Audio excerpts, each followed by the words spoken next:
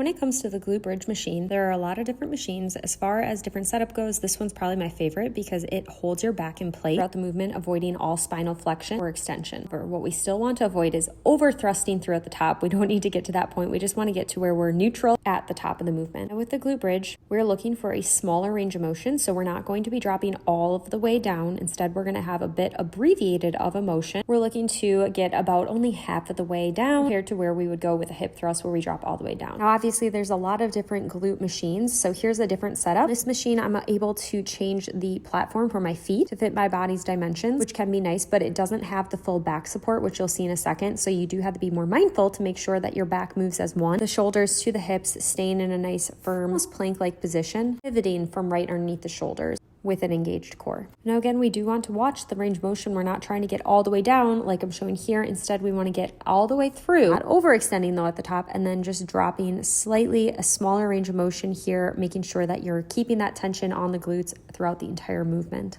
Another thing to watch for is we want to keep our chin tucked. We should be going for the double chins here. We should not be trying to look pretty with it. Now I want to show you what the setup looks like for this. So we're going to hop into a different angle here. Now you can see what the machine looks like. It's got a pivot pad here, and then I'm going to make sure that that's about underneath my shoulders. It's got a pad, but I like to add a little bit extra pad just so that it's not bruising my hip bone. That pad's sitting at our hip crease. Your hip crease is just where your hips bend. If you look in the mirror as you bend over, you'll see that's the hip crease. Here, I'm placing my feet about hip width apart, my toes just slightly turned outward, making sure that I'm getting into a comfortable position before I start into my movement. Place your hands anywhere. You can place them on the machine, on the bar, behind your head, whatever you prefer. I honestly flip between multiple different hand positions. Now again, it's really important that we think about from our shoulders to our hips as a plank so that it's moving as one. You can see here that I obviously drew a little diagram showing what your back might look like throughout this entire movement. So we're thrusting up to the top and not hyperextending, but again, keeping that nice neutral spine. It should not curve, shouldn't be seeing any spinal flexion throughout this movement. If we're getting some of that spinal flexion, essentially we're just pulling this into our low back and making it more likely that we get injured. A good way to avoid spinal flexion is to actually engage your core throughout this movement